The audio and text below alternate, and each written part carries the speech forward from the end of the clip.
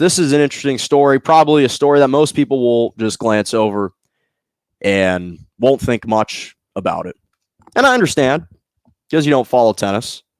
So you might not think much about a story like this. But Rafael Nadal withdrew from the National Bank Open tournament due to a foot injury. This is the main pro tournament in Toronto, in Canada. And here's the thing. One of the things that has made Rafael Nadal and especially Roger Federer so impressive, so legendary, and so iconic has been their longevity, has been their ability to sustain excellence, to sustain an extremely elite high level of tennis for years and years and years. For these guys, practically 2 decades. For Roger Federer, over 2 decades. Nadal is playing in his 19th season on the Pro Tour. And not only did they achieve greatness throughout their entire career or during the height of their career, during their absolute prime, but again, they've sustained it no matter how they've gracefully been aging. Now, when you look at both of these guys, Federer is 40 years old, Rafael Nadal is 35. But this is why this injury is actually significant. Because when we look at Roger Federer, what happened to him when he turned 35? That was in 2016. In 2016, here was the laundry list of injuries that Roger Federer sustained. And this is what sparked ultimately what would be a greater number of injuries amounting his way. You had him miss the Australian Open, or he didn't miss it, but he injured his knee in the Australian Open. He torn his meniscus. He ended up missing the Madrid Open with a back injury. That led to him once again withdrawing from the French Open in 2016. And he sustained a knee injury at Wimbledon in 2016. That's all 2016. Just to put things into perspective, from 2016 to now, Federer has sustained 5 injuries, at least 1 injury per year. Prior to 2016, over the course of his first 18 years on the Pro Tour, he only sustained 7 injuries. Why is that significant?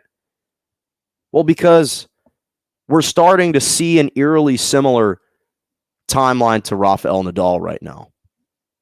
Rafael Nadal is in his 19th season on the tour. He just turned 35. What did we just see? The French Open. He injured his foot in the semis against Novak Djokovic. What happened after that? He was forced to miss the next couple tournaments. He missed Wimbledon. He's missing this tournament now. And again, some of these tournaments, these guys have skipped because they're trying to preserve themselves, of course, and heal up and recover. And that all makes sense. But for Federer, his game was predicated on his grace, on his elegance, on his beauty, on his precision, on his footwork. You look at a guy in Rafael Nadal, that's not what his game is predicated on. He plays a much more physical game than Roger Federer. This is a guy who enjoys the ground and pound, the power baseline game. He is trying to overextend you. He is trying to grind you down like a mill. Rafael Nadal can win points quickly. He's capable of doing it. He's extremely powerful, extremely strong. You see the biceps, you see the legs. He is built like a tank when it comes to tennis. So he is trying to exert himself with brute force to take you down. But just like any big Jeep, over time, that type of style is extremely taxing on your body. The physical toll that does to you, it's so super demanding to have to play like that for years on end. Again, he hits with such power and he relies on that power. It's just a much more taxing style of tennis. And so, unfortunately, the reason why I bring that up is because the timeline is looking eerily familiar and similar to that of Federer. At age 35, Federer's knees started to give in a little bit. He's still my favorite player. And Rafael Nadal right now it appears that this foot injury is persisting, and I'm a little bit concerned about it. And again, there's no question that part of it's strategic. Again, these guys make calculated decisions, and so they're trying to preserve themselves for not the inconsequential or the meaningless tournaments by their standards, which is these regular pro tournaments, these Masters tournaments. They're trying to preserve themselves for the Grand Slams, for the Granddaddy, for the grand stage. That's what they're preserving themselves for. And so it's understandable that they would prioritize that over these smaller tournaments, but there's a difference between withdrawing from a tournament because of rest and trying to prepare yourself both mentally and physically for a Grand Slam, and withdrawing from a tournament due to a legitimate injury. And now we look at the timeline, we're about 2.5 weeks away from the start of the U.S. Open. And so I have no doubt that the main reason behind his decision to withdraw from this tournament is to prepare himself and try and get him closer to being healthy for the U.S. Open, which I'm sure is what he would like to play in and compete in.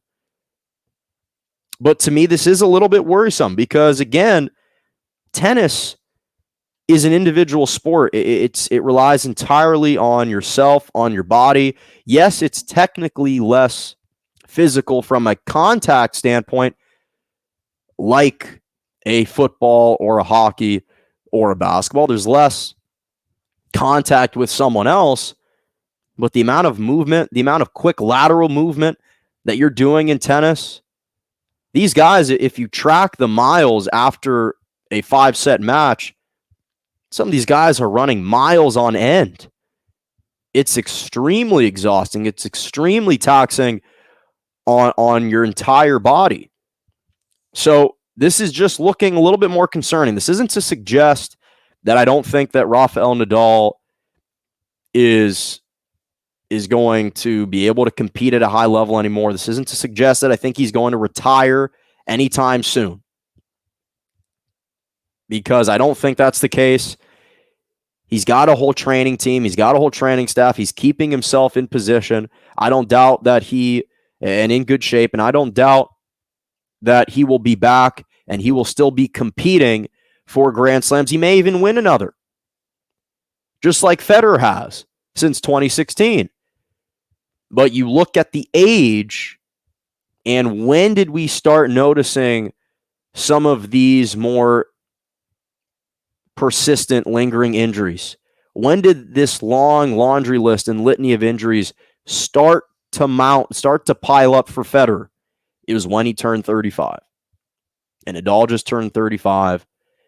And I'm just a little bit worried that this may be the beginning of persistent injuries that he's going to have to battle throughout the remainder of his career. That's all I'm saying.